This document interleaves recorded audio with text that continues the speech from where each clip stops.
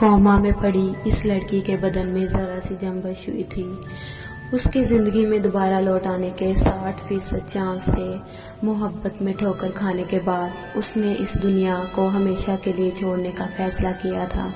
اس لیے نہیں کہ وہ محبت سے بیزار ہو گئی تھی، نہ ہی اس لیے کہ وہ جسے سب سے زیادہ اپنا سمجھتی رہی تھی اسی نے اسے دگا دیا تھا، بلکہ اس لیے کہ وہ نہیں چاہتی تھی وہ شخص دوبارہ لوٹ کر اس کے پاس آ جائے اور اسے دیکھ کر اس کا دیا دکھ جو کبھی اس کے وہم و گما بھی نہیں تھا پھر سے تازہ ہو جائے۔ بہت سا ضبط کر کے اپنے دل پر پتھر رکھ کے بالآخر اس نے آخری بار اس بے وفا کا چہرہ تصور کیا اور اپنے ہاتھ کی نس کاٹ ڈالی۔ خون روانی سے بہہ نکلا۔ کچھ ہی ساعتوں میں اس کی روح جو اس کے جسم سے شاید فرار ہی چاہتی تھی، جانے کیا تھا، وہ ایک تاریک جنگل میں آ پہنچی تھی، جہاں شاید برسوں سے کسی ذی روح کا بصیرہ نہ ہوا تھا، جس کا ہر پیڑ اجڑا اجڑا سا لگتا تھا۔ ہوا کے تیز جھونکے سے ایک پرانے جھولے کے ہلنے کی آواز پورے جنگل میں گونج گئی۔ آواز کا پیچھا کرتے وہ جھولے کے قریب جا پہنچی۔ تیزی سے اس کے ذہن نے کام کیا، یہ جھولا تو وہی تھا جو اس نے اس بے وفا ہرجائی کے ساتھ مل کر لگایا تھا۔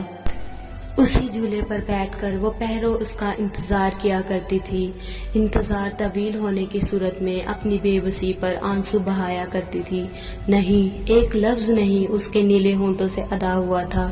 زندگی کی یادوں اور اس کی بے بس محبت کی یادوں نے پھر سے اس کے زخم ہرے کر دیے تھے۔ یہ کیا تھا؟ یعنی موت کے بعد بھی اسے سکون نہ ملا تھا؟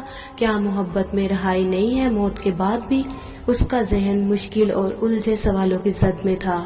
کچھ دیر بعد جنگل میں چیخنے اور رونے کی آوازیں گونج رہی تھیں۔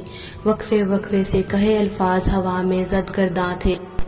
ہاں، مجھے مات ہو گئی۔ محبت کی قید سے موت کے بعد بھی رہا نہ ہوئی۔ جینا تو عذاب تھا ہی، مکمل مرنے کے بعد بھی وسیلے بھی نہ رہے۔ اب فیصلہ اسے کرنا تھا۔ وہ زندگی میں لوٹ کر جانا چاہتی ہے یا یوں ہی اس تاریک جنگل میں ہمیشہ کے لیے بھٹکنا چاہتی ہے جو سراسر کٹھور پن اور ایک مسلسل اذیت کے سوا اسے کچھ نہ دے پاتا۔ مزید ویڈیوز کے لیے بیل آئیکن کے بٹن پر کلک کریں۔ شکریہ۔